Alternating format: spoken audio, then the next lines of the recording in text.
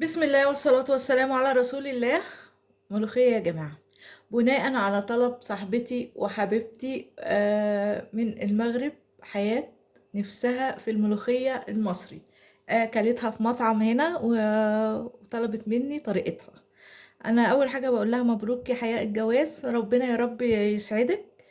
وشوفي بقى ادي طاجن الملوخية اللي انت كلتيه. شوفي بقى بحركاتنا وبتكاتنا وبتكات المصريين هيعجبك جدا. لو عندك شوية ملوخ شوية شوربة عينيهم عشان نعمل بيهم طاجن الملوخية الجميل ده. يلا يا جماعة صلوا بينا على النبي، واللي أول مرة يشوفني ويشوف قناتي يا ريت يدوس لي سبسكرايب، وعايزة لايكات كتير كتير كتير كتير، وشوفوا الفيديو. بس أول حاجة ادي منظر الملوخية. بصي اهي، احنا بنعملها بطريقة تانية غير طريقتكم. انا جايبة ديت اسمها حزمة علشان بس اوريهالك. هنغسلها كويس قوي واسيبها تنشف شوية وبعدين ارجع اقطفها. بصي اما بنيجي نقطفها بناخد الوردة دي بس. انا هغسلها وبعدين نقطف.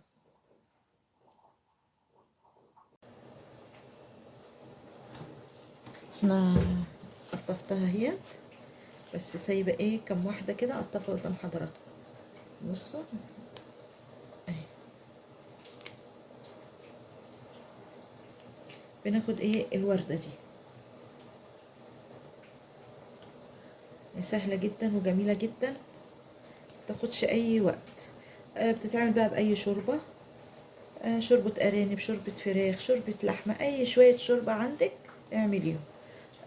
بالنسبة للبنات بقى اللي بيستصعبوا موضوع يعني هنعملها ازاي وهنقطف وهنفرمها ازاي وكده، والله سهل جدا يا جماعة. انا شخصيا كنت بستعمل المخرطة، دلوقتي بقيت استعمل الكبة. فهجيب الكبة ونشوف هنعملها ازاي، بس حبيت اوريها لكم. بصوا بقى، انا مبخرطهاش في المخرطة ولا حاجة.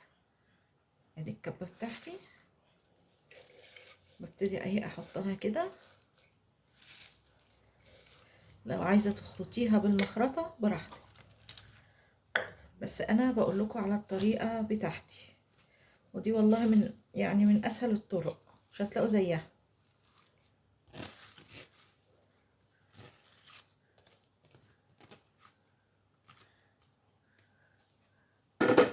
وبعدين بتجيب شوية شوربة، انا جايبة شوية شوربة اهي،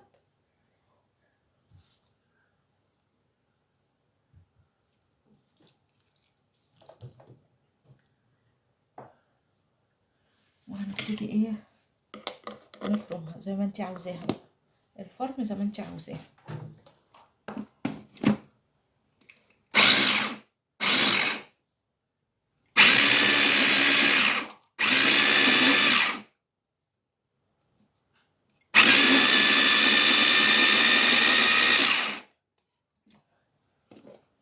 هيقلب فيها كده، ولا نفرم كمان شوية؟ ايه نديها فرم كمان.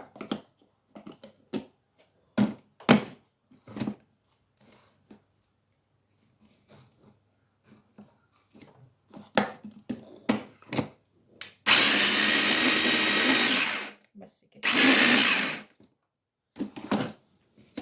ادينا فرمناه.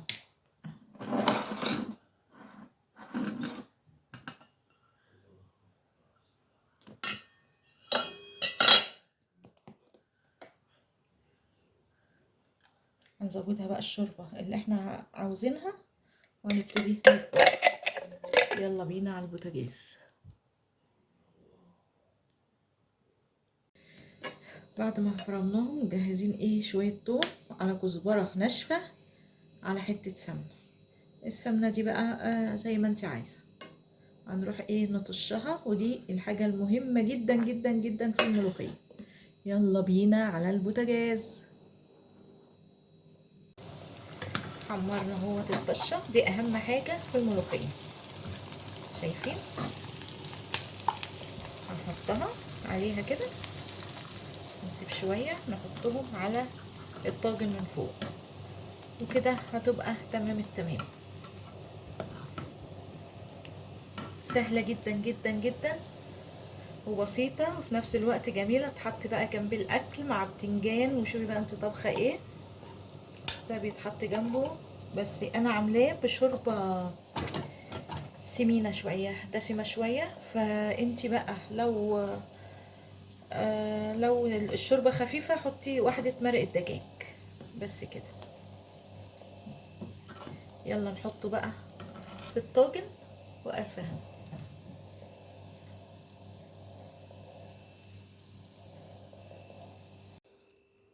ادي طاجن الملوخية بعد ما خلص. يا رب يعجبكم.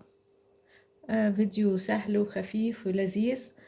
الملوخية دي يا جماعة أي شوربة عندك، شوربة لحمة، شوربة فراخ، شوربة أرانب، هنعمل طبق الملوخية دوت جنب الأكل. بصراحة طاجن فوق الخيال يعني. أنا بيتباع بره في المطاعم الكبيرة، مش عايزة أقول لكم بأسعار إيه عشان إحنا واكلينه قريب. فإحنا قررنا نعمله ببيتنا وبأسعار قليلة جدا. يلا أقول لكم بقى إيه، سلام عليكم.